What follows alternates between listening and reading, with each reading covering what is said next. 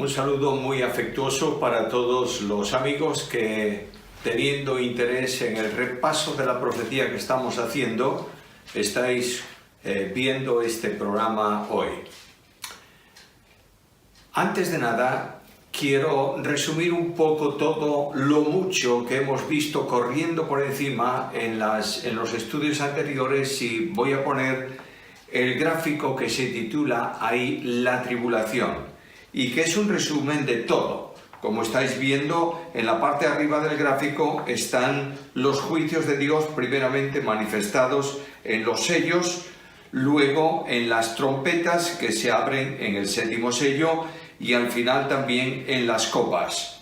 Notaréis que al final del gráfico está las bodas del Cordero y el descenso del Señor a la tierra en su segunda venida, mientras que a lo largo de esos 7 años y medio en la tierra aparecen las dos bestias. Primero la que sube del mar, que es el anticristo.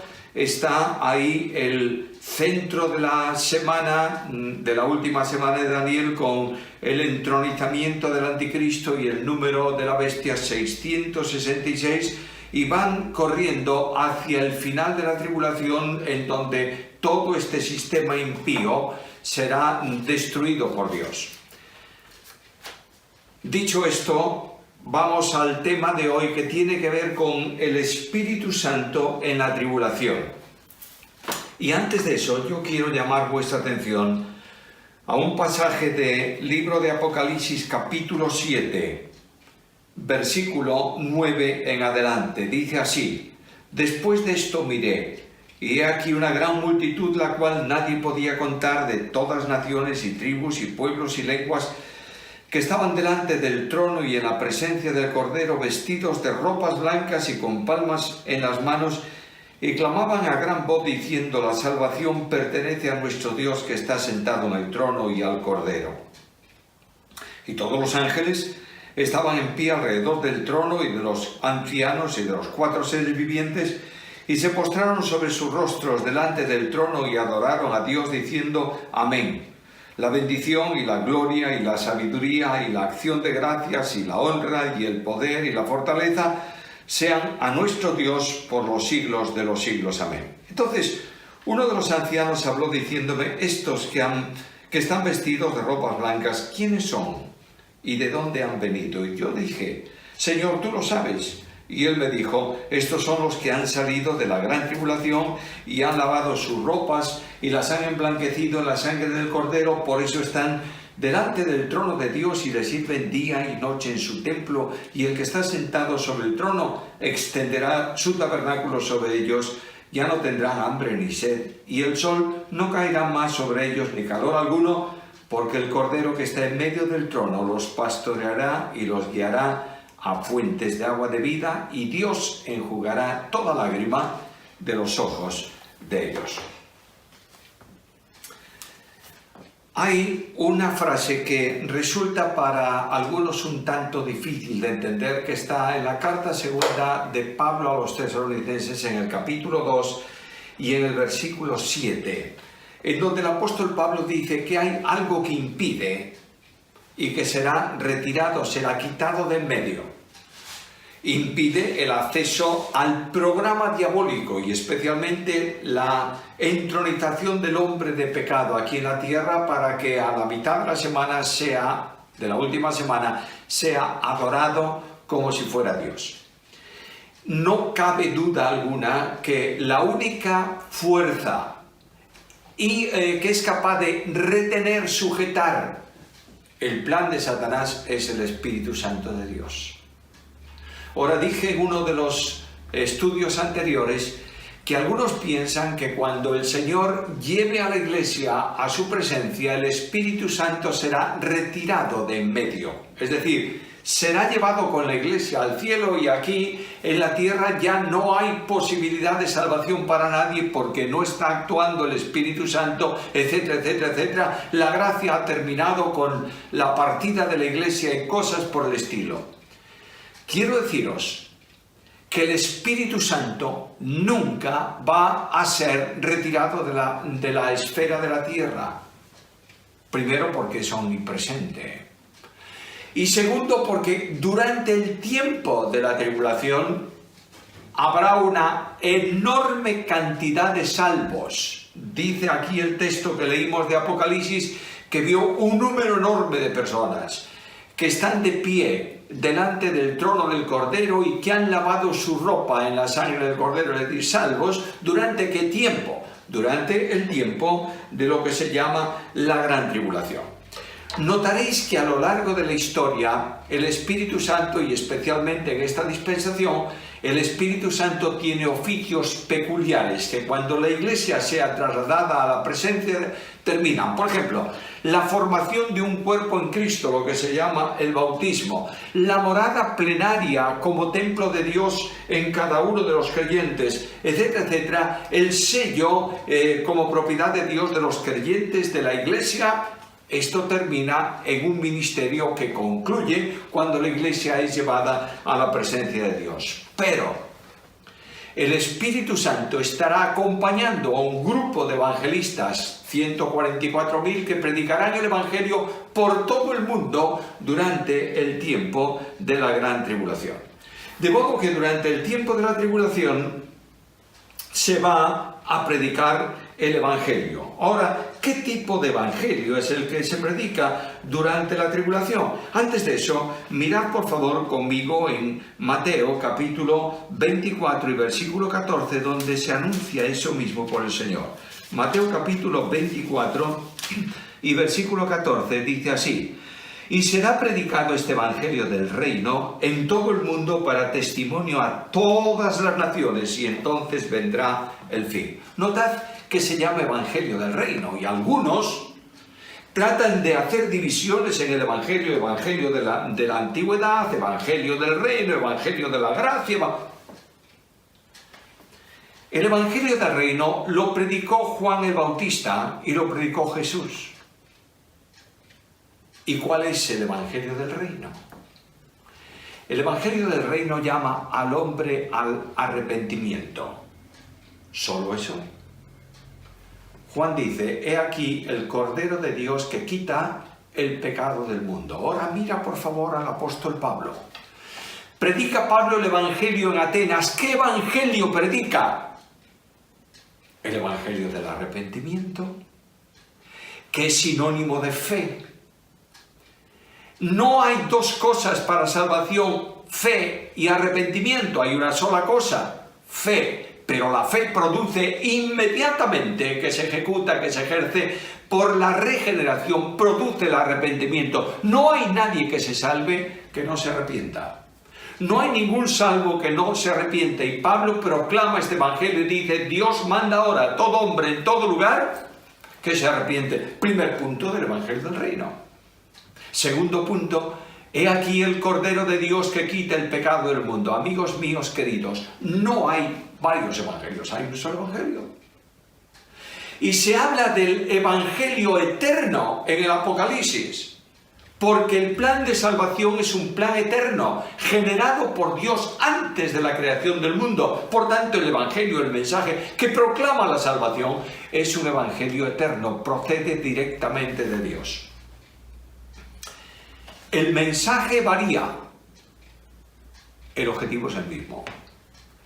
No se salva nadie más que por gracia, mediante la fe, en cualquier tiempo de la historia. Ahora, cuando vamos a la salvación en el Antiguo Testamento, la salvación se obtiene individualmente, exactamente igual que en el Nuevo Testamento, en el tiempo actual, y la aceptación de la salvación es por medio de la fe. Todos los hombres de la antigua dispensación se salvaron por gracia mediante la fe. Y nos dice la Escritura que Abraham fue justificado. ¿Cómo? Fue justificado por la fe. Abraham creyó y le fue contado por justicia. Ahora, hay un aspecto de salvación que además de individual puede ser nacional, en el sentido de bendiciones especiales para la nación de Israel. Bendiciones que el libertador, según la profecía, traerá y ejecutará, hará cumplir. El libertador es el Mesías. Cuando el Mesías venga con esplendor, con gloria, a establecer su reino en la tierra, se harán reales las bendiciones, las promesas de tierra dadas a Israel. Pero quiero deciros que Abraham, padre de la nación hebrea, no esperaba promesas terrenales, sino celestiales. Esperaba una ciudad que tiene fundamento, cuyo constructor y arquitecto es Dios.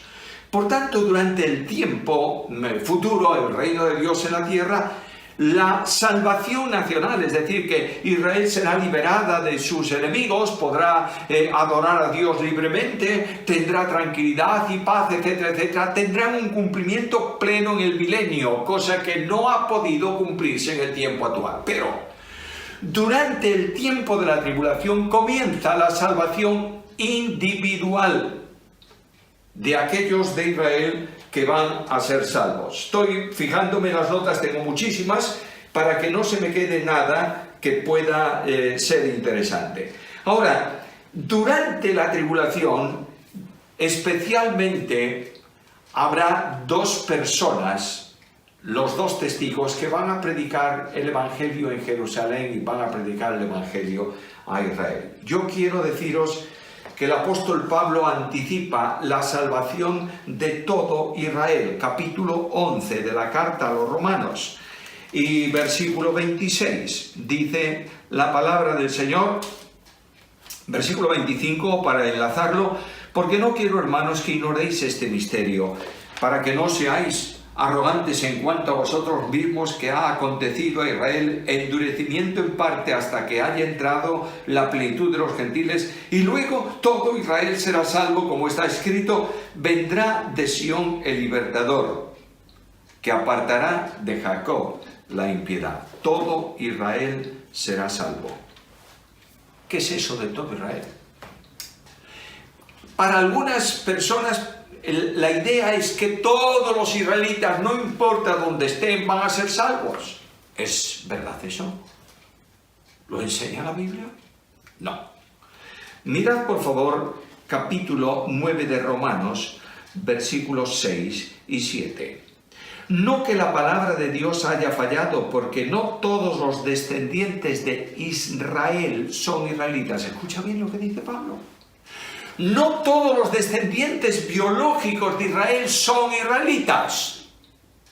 Dice la profecía que entonces, dice el apóstol más adelante, que entonces todo Israel será salvo. ¿Quiénes? Escucha lo que dice a continuación. Ni por ser descendientes de Abraham son todos hijos, sino en Isaac te será llamada descendencia. Es decir, un israelita para Dios no es el descendiente biológico, es el que nace por medio de la fe.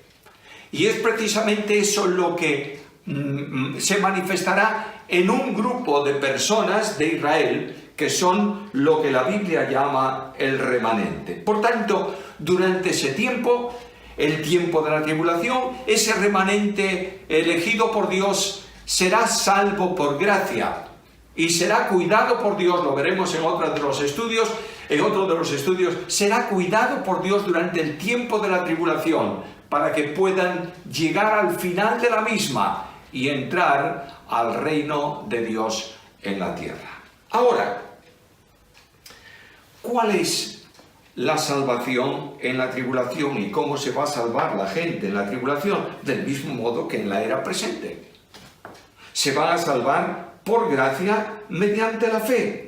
Y solamente por fe en lo que Dios hizo, el hombre puede ser salvos. Los judíos van a ser salvos de esa manera. Capítulo 14 de Apocalipsis y el versículo 4.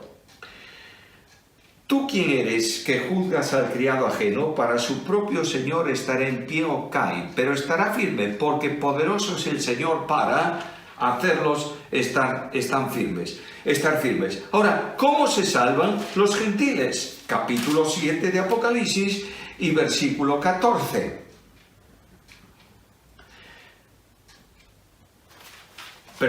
Apocalipsis, capítulo 7 y versículo 14. Estaba en otra parte y claro, ahí no está el versículo.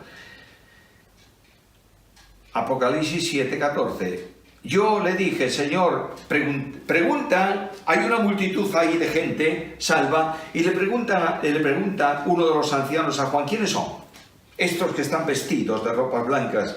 ¿De dónde han salido? Indudablemente la iglesia está en la presencia de Señor. ¿Quiénes son estos todos? Y yo le dije, Señor, tú lo sabes. Y él me dijo, estos son los que han salido de la gran tribulación y han lavado sus ropas y las han emblanquecido en la sangre del Cordero. De manera que durante la tribulación una enorme multitud de personas es salva.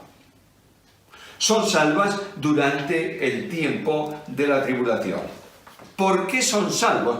De la misma manera, por la obra del Espíritu Santo que convence a los hombres de pecado. El Evangelio que se proclama durante la tribulación, capítulo 14 de Apocalipsis, versículo 6, es el Evangelio eterno. Vuelvo a reiterar o a remarcar ese asunto. Vi volar por medio del cielo a un ángel que tenía el Evangelio eterno para predicarlo ¿a quiénes? ¿A los judíos? No, a los moradores de la tierra, a toda nación, tribu, lengua y pueblo, diciendo a gran voz, temed a Dios y dadle gloria, porque la hora de su juicio ha llegado y adorad a aquel que hizo el cielo y la tierra, el mar y las fuentes de las aguas. De modo que se predica el Evangelio eterno, el único Evangelio. Es predicado a las gentes de la tierra y miles, yo diría millones de personas, por la acción iluminadora del Espíritu Santo, por la acción redarguidora del Espíritu Santo, por el llamamiento de Dios, aceptan el mensaje del Evangelio y van a ser salvos. Ahora, ¿quiénes son los evangelizadores? Bueno, hemos leído antes, aquí en Apocalipsis, capítulo 14, que vio... leemos el texto bíblico 14.1. Después miré aquí, el Cordero estaba en pie sobre el monte de Sión y con él 144.000 que tenían el nombre de él y el de su Padre escrito en las frentes. De manera que Dios ha escogido de la tribu de Israel, de las tribus de Israel, de las 12 tribus, 12.000 por cada una de las tribus, de modo que son 12 por 12, 144.000 personas. Los escoge para enviarlos por todo el mundo a predicar el Evangelio, para que se cumpla aquel versículo de Mateo capítulo 24, que el Evangelio será predicado por todo el mundo y entonces vendrá el fin. Mirad, se alegoriza mucho la Biblia. Y se está diciendo que hoy en día se está cumpliendo esto porque el Evangelio se predica por radio, por televisión, no sé por qué, por cuántas maneras, en todo el mundo. Y en la medida en que prediquemos más el Evangelio, aceleramos la venida de Cristo. El Evangelio que Cristo anuncia que se predicará por todo el mundo, y dice Isaías que estos 144.000 van a ser enviados también a las islas más lejanas, se predicará por 144.000 predicadores del Evangelio escogidos por Dios en el tiempo de la gran tribulación. Durante ese ministerio, el Evangelio va a ser llevado a las naciones y va a ser predicado para salvación a todos estos miles que aparecen aquí en el capítulo del Apocalipsis. Ahora yo quiero añadir algo más. He hablado antes de que de Israel va a ser salvo solo el remanente. Durante toda la historia de Israel, el pueblo de Israel ha sido rebelde contra Dios. Cuando Cristo predica el Evangelio, hace milagros, obra las señales mesiánicas, los judíos saben que Él es el Mesías, pero imbuidos, influenciados, conducidos por los perversos líderes de la nación, rechazan al Mesías, no quieren saber de Él. Y nos dice el evangelista Juan en el capítulo 12 del Evangelio que a causa de eso, Dios endureció el corazón de ese pueblo, cumpliendo también una advertencia profética para que no entiendan y no crean y no se salven. Dios no estableció condenación para algunos y salvación para otros, no está en la Biblia. Pero Dios confirma el corazón rebelde de su pueblo y de las personas. Recuerda que Pablo dice que en Romanos que Faraón fue levantado para manifestar la gloria, el poder de Dios, la condenación de él, la destrucción de su pueblo, de su ejército. Pero Dios no endureció el corazón de Faraón hasta la 6ª vez. De manera que tú lees en Éxodo 5 veces, en donde Faraón, dice el texto bíblico, endureció su corazón, y al final Dios confirma esa dureza. Y no hay vuelta de hoja cuando Dios confirma eso. Ahora, Dios ha mantenido de ese pueblo de Israel a lo largo de la historia un remanente, es decir, un grupo pequeño de gente que ha creído, que no ha negado a Dios, que no se ha apartado. Y a lo largo del tiempo de la historia de Israel está Caleb y Josué, está Samuel, están los levitas, etcétera, etcétera, etcétera. Muchos que forman parte de un grupo escogido por gracia del pueblo de Israel. En el Nuevo Testamento, en el nacimiento de Cristo, está Zacarías y Elisabet, que están esperando al Mesías, está Juan el Bautista, está María y José, está Simeón. Y este grupo de creyentes son un grupo salvos en medio de un pueblo reprobado a causa de la dureza de su corazón. Ahora, durante el tiempo de la tribulación, la dureza del corazón de este grupo, del remanente de Israel en aquel tiempo, será levantada. Y ellos verán a aquel que crucificaron y se arrepentirán en llanto y vendrán al encuentro de Cristo por la fe y serán salvos. La salvación de ese remanente va a tener lugar especialmente por el ministerio de 2 testigos. Capítulo 11 del libro de Apocalipsis, versículos 1 al 14.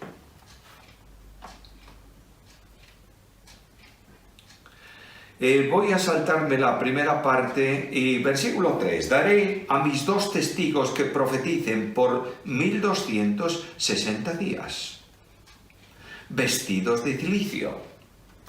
Estos testigos son los 2 olivos y los 2 candeleros que están en pie delante del Dios de la tierra. Si alguno quiere dañarlos, sale fuego de la boca de ellos, devora a sus enemigos. Si alguno quiere hacerles daño, debe morir él de la misma manera. Estos tienen poder para cerrar el cielo, a fin de que no llueva en los días de su profecía, y tienen poder sobre las aguas para convertirlas en sangre y para herir la tierra con toda plaga cuantas veces quieran. Por tanto, aquí hay un ministerio especial de predicación por medio de estos 2 testigos.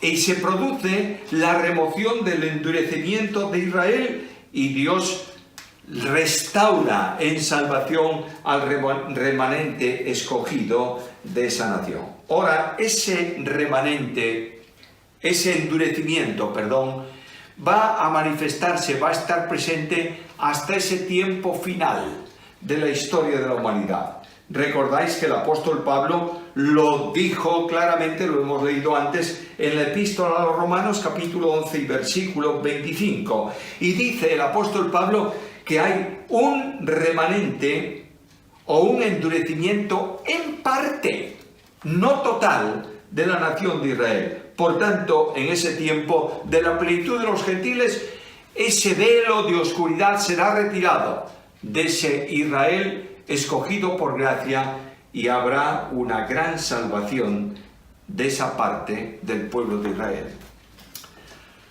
Son esas 5 vírgenes prudentes que estarán dispuestas para recibir al esposo y a la esposa en su venida aquí a la tierra. Quiero resumir todo esto. Primero, el Espíritu Santo va a estar operativo, obrando durante el tiempo de la tribulación. Segunda verdad, el Evangelio se predicará a todo el mundo y se predicará también en Israel. 2 testigos predican el Evangelio en Israel, 144.000 a lo largo del mundo. Tercero, de la predicación de los 144.000 habrá una respuesta enormemente grande de personas que reciben a Cristo. Por tanto, durante la tribulación habrá salvación. La idea de que no hay salvación después del traslado de la Iglesia no está en la Biblia. Dios salvará hasta el final de los tiempos. Tercero, ese remanente salvo por gracia de Israel al que se le retira la oscuridad, el entenebrecimiento, recibe al Señor y es también incorporado a su pueblo. De manera que durante la tribulación, que será un tiempo tremendo de opresión, de lucha contra Dios, de guerra desatada contra el Altísimo y su proyecto de exclusión de Dios del mundo de los hombres, Dios salva. Porque Dios es salvador y porque Dios es omnipotente y porque Dios es soberano. Recupera esto, por favor. Especialmente en lo que tiene que ver con salvación, Dios es soberano. Y quiero decirte que en soberanía Dios estableció la salvación antes de la creación del mundo. Que en soberanía Dios ha salvado por gracia mediante la fe a hombres a lo largo de toda la historia. Que en soberanía Dios envió a su Hijo Jesucristo, nuestro Señor y Salvador, Gálatas 4:4, para que en el cumplimiento del tiempo efectuase la obra de salvación que Dios había determinado antes de los tiempos de los siglos. Que Cristo Jesús, nuestro Señor, no vino a la tierra en su primera venida para establecer el reino, vino para salvar a los pecadores. Y el reino será establecido por Él después de esta tribulación, del tiempo de la tribulación, durante 1000 años. Tercero, en soberanía Dios llama a los pecadores y el Espíritu Santo quita el velo de oscuridad que hay en el corazón del hombre para que pueda entender espiritualmente la Biblia, el mensaje de salvación. Porque la palabra de la cruz es locura para los que están en perdición, para los que se están perdiendo. Tercero, en soberanía Dios recibe por medio de Jesucristo, adoptándolos en Él como hijos a todos los creyentes. Por soberanía los cuida durante toda la vida. Por soberanía los glorifica. Por soberanía salvará a hombres durante la tribulación. Por soberanía habrá salvación en la tierra visible durante el milenio. Y por soberanía el Dios de la historia ejecutará su programa y su proyecto y su propósito eternamente, porque Dios es Dios. Recupera, por favor, la soberanía de Dios. Predícala con entusiasmo. Disfruta de ella y entiende que el Dios de la Biblia salva siempre, en todo lugar y en todo tiempo. A Él sea la gloria.